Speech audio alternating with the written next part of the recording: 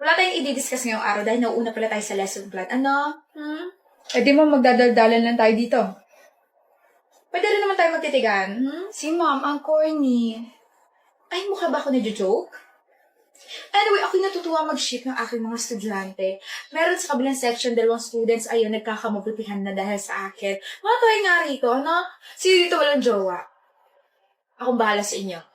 Ma'am, si Janine daw po hanapan nyo. Huh? Ma'am, hindi po. Baliw ka talaga. Sus, nahiya ka pa. Sandali. Janine. Bagay kayo nito si Cedric. Ay, ma'am, hindi na po available yan si Cedric. My girlfriend na po yan. Ay, wala akong pake. Joke. Sino naman? Si Nami po. Talaga ba, Nami? Yes po, ma'am. Hindi kayo bagay? Joke lang. Gano'n na kayo katagal? Si ma'am o chismosa? 3 months po. Bago pa lang pala, pwede pa mag-break. Ay, Janine at Cedric, pwede pa kayo. Oo.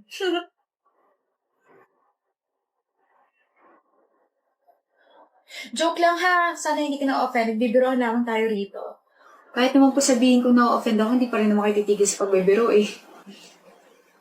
You saying something, Miss Nami? Wala po ma'am. Si Nami galit na. Akala ko may sinasabi ka. Ma-offend na sana dapat ako. Kapag sa bibig niyo galing, okay lang. Kapag sa amin, hindi po pwede. Miss Nami? Nami, tama na. Cheer lang po ako. Nakakasuffocate po dito eh. Mga kabataan nga naman talaga ngayon, no? Masyadong sensitive. Yes, Mr. Cedric. Mrs. Cordova. Jokes are supposed to be funny and not offensive. Mas ma-appreciate ko po if re-respetuhin niyo yung relasyon namin ni Nami. Yun lang po. Sana po hindi kayo na-offend sa sinabi ko. What a surprise, Heidi. You look like a mess. My husband's not here. Baka nang bababae pa ulit. Bigay mo na sa asawa mo, Zanea. Seryoso ba? Pumunta ka rito para sabihin lang yan? Hiwalayan mo na siya. Ako na mahal niya. Tone down your voice. Baka nakakalimutan mo nandito ka sa pamamahay ko. Ibigay mo na siya sa akin. Kailangan ko siya. Anong pakiramdam mo sabihin ka ng asawa ko na mahal ka niya pero sa akin pa rin siya umuwi? Sa'yo siya umuwi kasi wala siyang choice. Sa akin siya umuwi kasi alam niya sa sarili niya na lalo siya nagiging walang kwentang tao kapag kadikit ka niya. Ano sabi mo? He's nameless without me. He's unworthy without me. Hindi siya karespe-respeto kapag wala ako sa tabi niya. Lahat ng mga ginagastos niya sa'yo galing yun sa kumpanya ko. Ibig sabihin, wala siya magiging pera kung iiwan ko siya. Hindi mo rin naman siya kayang buhayin. Balita ko bumagsak kumpanya mo. Sino bang may gawa? Ay, ako nga pala. I pulled out your investors para sa akin sila mag-invest. Very matalino, di ba? Bukod doon, itinakwil ka na ng buong pamilya mo dahil sa kahiyang dinulot mo sa kanila. Dahil isa kang kabit. Sila pang humingi ng tawad sa akin dahil sa ginawa niyo sa akin ng asawa ko.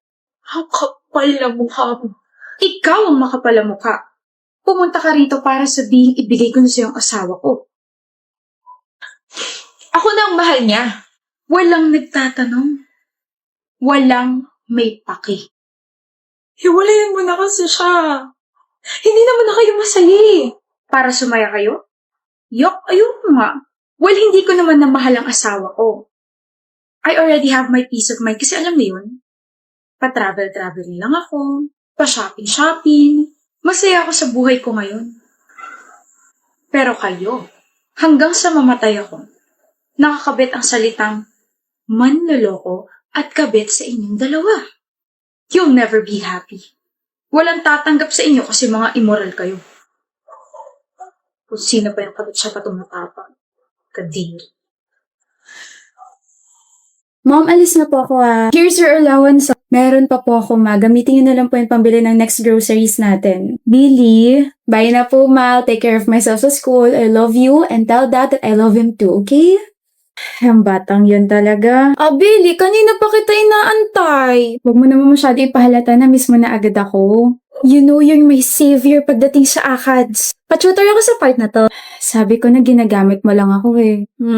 Bailey naman eh. O, dalisan ba dyan? Eto. Congratulations, Billy, running for highest honors college. You're really making us proud, ha? Keep it up. Thank you po. Hindi ka naman kailangan pumalakpak. Deserve mo naman talaga. Saan pa nga, lalo pang nilakasan. The dress is giving, Billy. Thank you. You wanna get the link ba? Pwede? Hindi mo i-gatekeep? Hindi lang naman ako yung pwede magsuot ng damit na to. Thank you! Ang bait-bait mo talaga, kaya ang daming humahanga sa'yo eh. Ano ka ba? Hindi naman. Anong hindi ka dyan? You have a perfect life, Billy. You're a very good friend, schoolmate, and classmate. Tapos your family is very, very rich pa. You're a loving girlfriend and may perfect relationship pa with Jules. Beauty and brains ka pa, tapos you're super kind pa. Baka lumaki ulo ko niyan, ha? Wala kaming pake kahit maging megamind ka pa, we will still love you, Billy. Thank you, Laya. And you know my name pa? Oh my gosh! Of course, nagkaroon na tayong interaction dati, diba? How's your day, my love? Ganun pa rin, masaya, enjoy, and hindi boring. Tapos, running for highest honors ulit ako. And then, alam mo ba, I stumbled upon the schoolmate. Her name is Laya. Sabi ba naman niya, I have a perfect life. Perfect ka naman talaga. You're my perfect Billy. It feels weird lang. As in, sa buong buhay ko, ngayon ako nasabihan ng perfecto ako. Nobody's perfect naman. You're an exception, baby. Whatever. Sa'yo ba, Jules? How was your day? Nagka-aberel lang sa isa sa mga subjects pero nagawa na naman na naparaan. Don't pressure yourself too much, ha? Yes, ma'am. At saka palagi sumasagi sa isip ko na kapag nagpadala ko sa inis at saka sa pagiging stress ko, lalo magiging masama yung kalalabasan ng mga ginagawa ko. Very good naman ang baby ko. Kaya pengen ako kiss. As you wish. Bakit, Billy? Ikaw yun? Yung ano? Cringe naman ito. Narinig mo yun? Billy, are you okay? Pinagtitripan mo ba ako, Jules? Okay ka lang ba? Ano ba sinasabi mo? Huwag ko na lang kaya ilagay itong part na to sa POV na to. Medyo cringe kapag naghingi pa siya ng kiss eh. Baka mamaya makringe na rin yung mga manonood nitong content ko na to. Billy! Jules? Lo, ano nangyari? Ba't nag-glitch? Ba't nakastuck na siya? Ba't ganito? Part? POV? Content? Audience? My friends? My family? My schoolmates? My boyfriend? Hindi ako tanga para hindi ma-realize to. Isang palabas lang ang perpektong buhay ko. Ano, tapos ka na sa POV na ginagawa mo? Paano matatapos biglang nag-glitch to in-edit ko? Ayaw na gumalaw ng clips, so pati yung editing app na damay. O paano yan? May ako na nga asikasuhin. Tara, kain muna tayo. Tara. Ay, wait, yung phone ko. Sabi ko naman sa'yo, mali yung sagot mo, Isaac. Kanina ko pa nga pinapakita sa'yo yung solution. 6 nga yung tamang sagot, Barbara. 3 yung tamang sagot. Labo mo naman eh. Sinunod ko yung formula na nasa libro, kaya alam kong tama ako. Aminin mo na kasi mali ka. Baka naduling ka lang or something. Napaka-competitive mo talaga, no? Haba, syempre. 5 points din to problem na to. Emmeline! Yes? Ang sagot mo sa problem number 7? Di ba 6? Di ba 3? 200 sagot ko. Ay, paano? Ang layo masyado. So, mali. Ba't yung kasi ako tinanong? Survey lang naman. 4 yung sagot. Uy? Yeah. Wala na. Magsalita na yung pinakamatalinis sa room eh. Magkalinawan tayo, okay? Gets ko naman magjowa kayo at pares kayo matalino. Pero kung nagtatalo kayo tungkol sa mga sagot nyo, huwag nyo na idama yung iba. Lalo na ako. Bobo na nga ako, wala pa akong jowa. Bumagsak saan kayong dalawa. Pwede bang bumagsak na lang sa akin, Emmeline? Ooh, smooth like butter. Ano? Kung hindi mo lang sana ako binasted last week, edi sana may jowa ka na, may tutor ka pa. 2 in 1. Basic. Hoy, Nolan, huwag mo masyadong galing at baka kiligin to si Emmeline. Sino kinikilig? Kami ni Isaac. Nolan, huwag mo ako simulan ngayon, baka mabatukan kita, okay? Ah, ganun. Eh, kung ligawan kaya kita ulit? Sige, sinasagot na kita. Ano? Ganda lang yung ambag ko sa relasyon natin, kaya huwag kang mag-expect, okay? Toodles! Sandali. OMG! Away lang kayo. Tanungin niyo yung ibang classmates natin Baka sakaling umunda din yung love life nila. Sama sa inyo dalawa. You're welcome. You're welcome. Talo pa tayo, pares din naman pala mali yung sagot natin. I know, right? Bakit parang bad trip ka na naman sa akin? May nagawa ba ako, ha? Jeric, hindi ko nagustuhan yung ugali ng mga kaibigan mo. Sobrang disrespectful nila.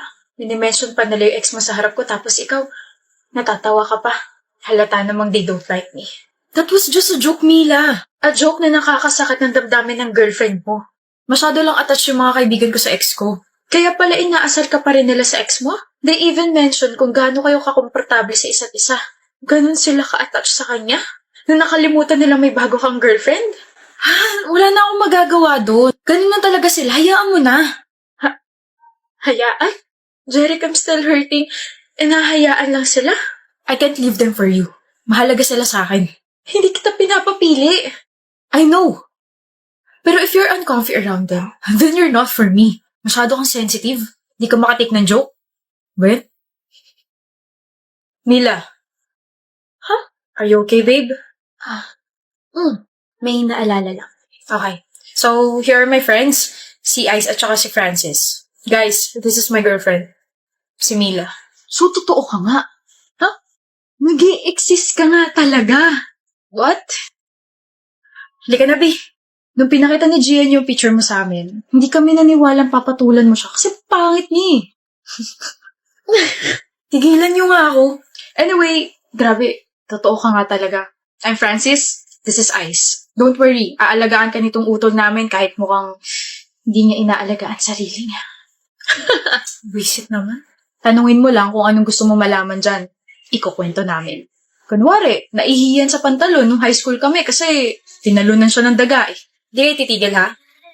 Sabi ko nga paparating na rin yung girlfriend ko, pati yung girlfriend ni Francis. Magkakasundo kayo nun. Samahan ng mga may jowang nilalaglag ang isa't isa. Pangat pa ng sombrero mo. Huwag mo nga pansinin itong sombrero ko, gawa to ng girlfriend ko yun. Adan muna kami. Maya ulit. Pagpasensya mo na yung mga yun ha. Kukulit eh. Your friends are nice and funny. Eh ako. Paano naman ako? Gwapo. Lang? Gwapo at saka mahal ko.